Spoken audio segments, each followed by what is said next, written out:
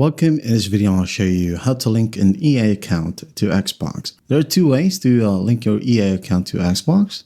The first option, you can go ahead and open up a web browser on your mobile device, computer, or even on your console, okay, if you have one. So go ahead over to myaccount.ea.com. Again, myaccount.ea.com, and then just hit on enter.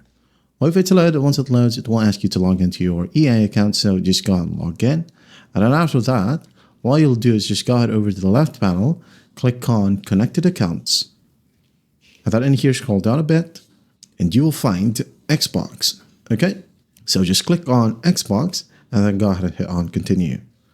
Now, a new page will pop up. Just wait for it to load, and it will ask you to sign in with your Xbox or Microsoft account. So go ahead and sign in, and then just click on Accept right here.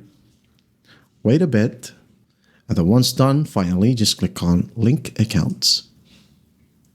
And then after that, your page right here will refresh. And here we now have our Xbox account linked to our EA account.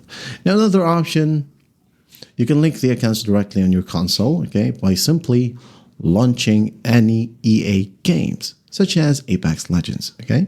So launch any game, and then it will prompt you to log in with your EA account. And then after that, your two accounts will be automatically linked right here under your EA account. All right? And that is how simple it is to link an EA account to Xbox. I hope this video helps, and I'll see you in the next one.